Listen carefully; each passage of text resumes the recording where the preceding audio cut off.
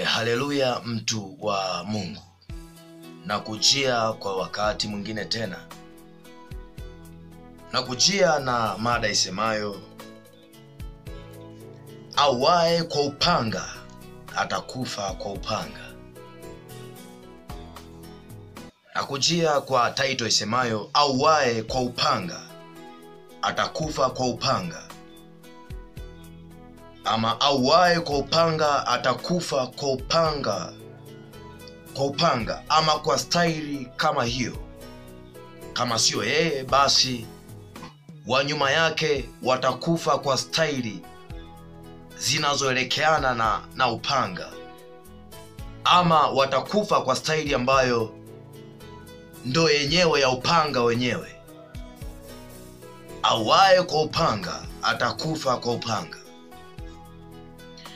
Naamini kabisa hakuna kosa la namna yoyote ile ambalo linastahili hukumu ya kuuawa ama kukatwa viungo. Naamini hakuna kosa ambalo linastahili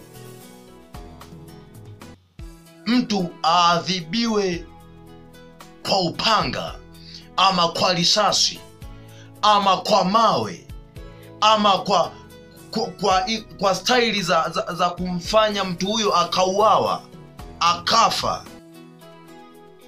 ama akakatwa viungo, yakidaiwa kuwa ndo malipo ya makosa yake. Hapana, hapana, hapana tena. Maana auaye kwa upanga atakufa kwa upanga, ama kwa staili inayoelekeana sana na upanga. Nikusomee maandiko hapa. Mathayo sura ya 26 na ule mstari wa 52 anasema, ndipo Yesu akamwambia, rudisha upanga wako mahali pake, maana wote waushikao upanga wataangamia kwa upanga. Auaye kwa upanga atakufa kwa upanga. Hakuna kosa ambalo mwanadamu anastahili kupata hukumu ama kupewa hukumu ya kukatwa viungo ama ya kuuawa. Hakuna kosa.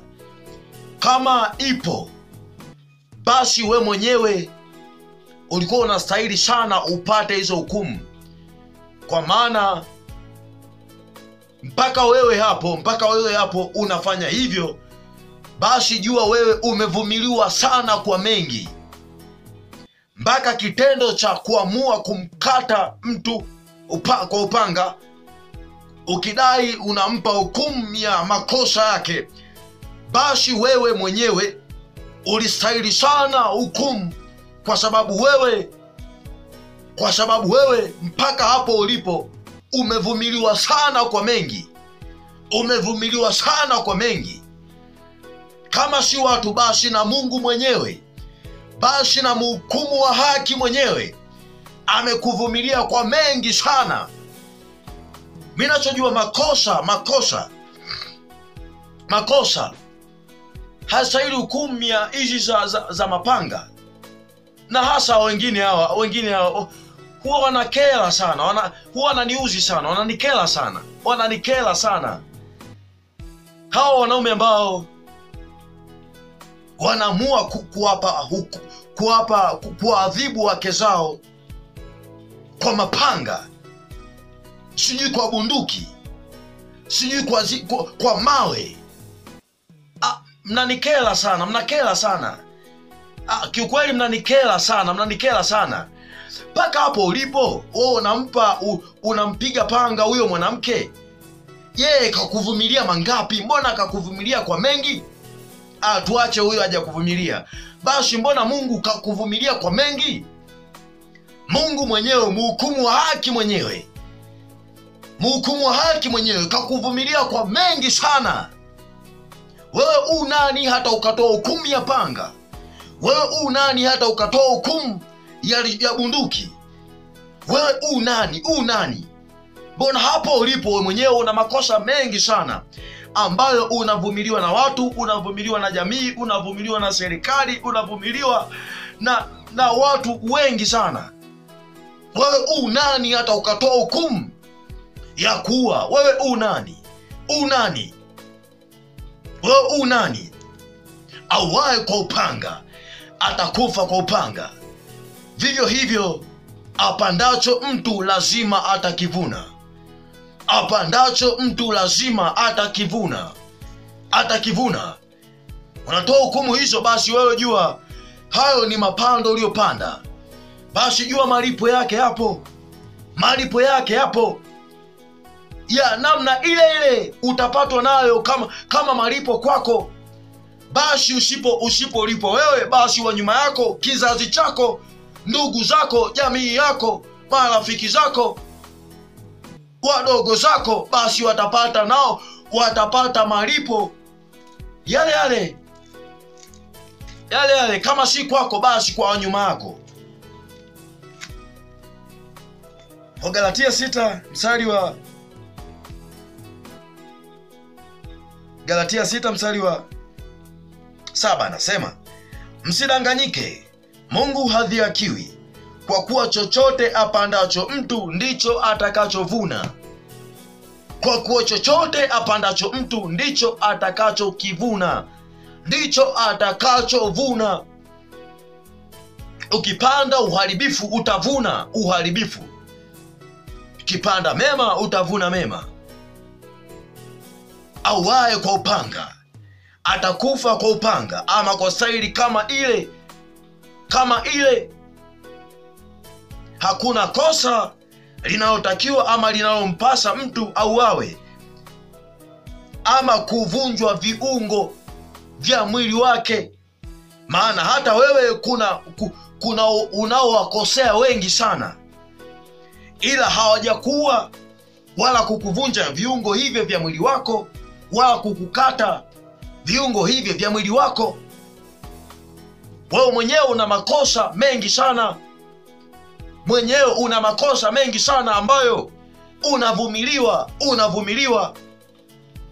Wakati fulani mimi wanasemaga hasira vinaelekeana sana na ukichaa wenyewe. Ile hasira iliyo ya kuzidi, ile hasira kuzidi, vinaelekeana sana na ukichaa wenyewe. Na ukichaa kabisa, kwa sababu baada ya hasira kwanza baada ya hasira unajikuta unachukua maamuzi ambayo baada ya kutulia lazima uyajutie. Baada tu ya kutulia lazima uyajutie. Lazima uyajutie. Kwa hiyo nasema auaye kwa upanga atakufa kwa upanga, ama kwa staili ile ile. Kwa staili ile ile. Maana hakuna kosa linalotakiwa ama kumpasa mtu auawe ama akatwe viungo vya mwili wake. Maana hata wewe unayefanya hivyo, kuna unaowakosea wengi sana wanakuvumilia. Kuna unaowakosea, unaowauzi wengi sana wanakuvumilia, wala hawajakuua wala hawajakuvunja viungo vya mwili wako. Sasa wewe unani hata ukafanya hivyo?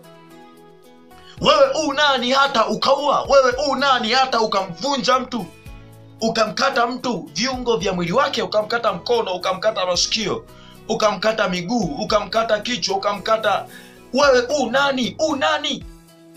Wewe unani? Makosa yote ni kuzungumza, kukaa chini kuzungumza yanaisha. Kukaa chini kuzungumza, kusameheana yanaisha. Sasa wewe unani hata ukatoa hukumu hiyo? Wewe unani? Na yupo mhukumu wa haki ambaye kila mtu atatoa hesabu. Yupo mhukumu wa haki ambaye awezaye kuhukumu ulimwengu wote. Yupo mhukumu wa haki ambaye hata wewe mwenyewe anakuvumilia.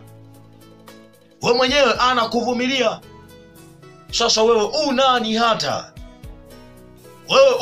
hata ukatoa hukumu ama adhabu za namna hiyo? Wewe unani? Wewe u nani? Yote ni kuzungumza, kukaa chini, kukaa chini. Vivyo hivyo kusameana, sio mpaka muwe pamoja, sio mpaka muwe pamoja. Mwingine anaweza kaa mbali, mwingine akawa mbali kilomita 5, mwingine akawa huku, mkawa mmesameana. Sio mpaka muwe karibu. Kama mnajua ukaribu tena utawafanya mrudie yale makosa.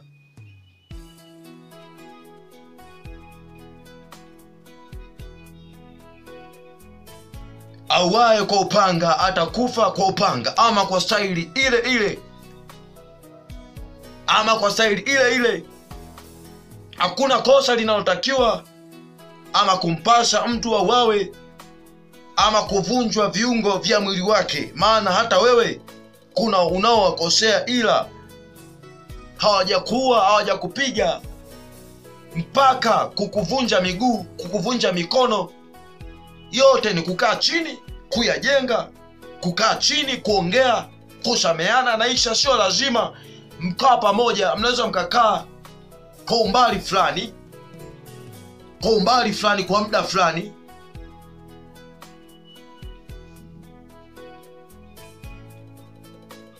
Neema ya Kristo iwe pamoja nawe. Nitakujia wakati mwingine tena. Tazama, hii ni sauti ya mtu aliyetokea nyikani. Anasema, tengeneza njia ya Bwana, yanyoshe mapito yake. Na heri sana mtu yule atakayepigwa, atakayeteswa, atakayetekwa, atakayewekwa jela, ama kuuawa kwa ajili ya jina la Bwana, na apate kupumzika baada ya taabu yake. Amen.